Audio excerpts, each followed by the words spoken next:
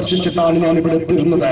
വയനാട് ജില്ലയുടെയും മലപ്പുറം ജില്ലയുടെയും തൃശൂർ ജില്ലയുടെയും വഴിയോരങ്ങളിൽ ഷുക്കൂർ എന്ന് പറയുന്ന MSFന്റെ മണ്ഡലം സെക്രട്ടറി ആയിരുന്ന 21 വയസ്സുകാരന്റെ സുമുഖനായ ചെറുപ്പക്കാരന്റെ ഫോട്ടോ വെച്ചുകൊണ്ട് രക്തസാക്ഷികൾ മരിക്കുന്നില്ല എന്ന് അടിക്കുറിപ്പെഴുതിക്കൊണ്ട് വാചാലമായിട്ടുണ്ട് ഇന്ത്യയുടെ മുസ്ലിം ലീഗ്. ഞാനൊന്ന് ലളിതമായി ചോദ്യം ചോദിക്കട്ടെ.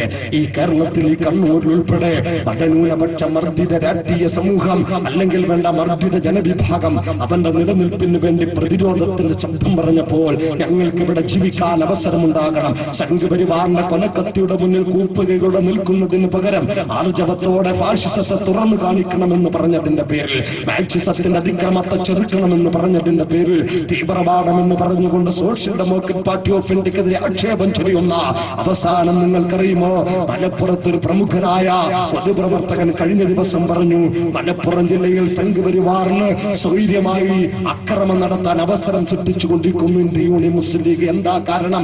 ആരെന്ത് ചെയ്താലും പ്രതികരിക്കണ്ട, ആരെന്ത് പറഞ്ഞാലും പ്രതികരിക്കണ്ട, തല്ലുകൊള്ളാൻ വിധിക്കപ്പെട്ടവരാണ് നിങ്ങളെന്ന വിദ്യാഭ്യാസം കൊടുത്തുകൊണ്ട് നിഷ്ക്രിയമാക്കിക്കൊണ്ടിരിക്കുന്ന ഒരു സമൂഹത്തെ അതിന്റെ ഏറ്റവും വലിയ ഇരയാണ് ഷുക്കൂർ എന്ന കാര്യത്തിൽ ഒരു സംശയവുമില്ല. ഞാനതിന്റെ വിശദാംശങ്ങളിലേക്ക് പോകുന്നില്ല. നമുക്ക് വേദനയുണ്ട്. ഒരു മുസ്ലിം ചെറുപ്പക്കാരൻ കേരളത്തിന്റെ പൊതുരംഗത്തേക്ക് വളർന്നു വരേണ്ട കലാബോധമുള്ള ഒരു ചെറുപ്പക്കാരനാണ് കൊല്ലപ്പെട്ടത്. ഏത് രീതിയിലാണെന്ന് നമുക്ക് ബോധ്യമുണ്ട്. അതിന്റെ സ്വഭാവം നമുക്ക് ബോധ്യമുണ്ട്.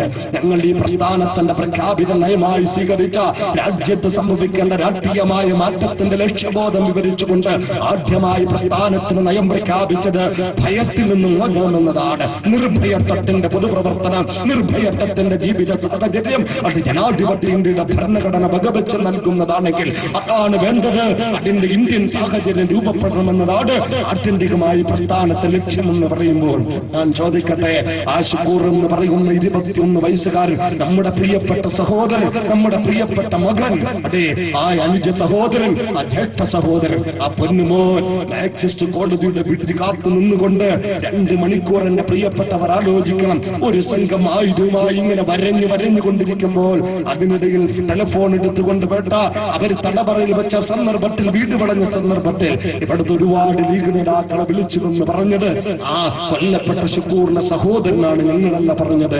അങ്ങനെ വിളിച്ചിട്ട് ഒരാളെങ്കിലും ഓടിയെത്താൻ കഴിഞ്ഞിട്ടില്ല എങ്കിൽ ഞാൻ നിങ്ങളുടെ മാക്സിസ്റ്റ് ഗുണ്ടകളുടെ തടവറയിലാണ്, എന്നെ അവർ കൊല്ലാൻ സാധ്യതയുണ്ട്, എന്നെ രക്ഷിക്കണമെന്ന് പറഞ്ഞ് ഒരുപാട് പേരെ വിളിച്ചിട്ടും ആർജവത്തോടെ തന്റെ പ്രിയപ്പെട്ട സഹപ്രവർത്തകന്റെ ജീവൻ രക്ഷിക്കുന്നതിന് വേണ്ടി ഓടിയെത്താനുള്ള തന്റേടം കാണിക്കാൻ ഒരു ലീഗ് നേതാവോ ലീഗ് പ്രവർത്തകരും ഉണ്ടായിട്ടില്ല എന്ന് പറഞ്ഞാൽ ഈ ലീഗ് പ്രവർത്തനത്തെ ശക്തി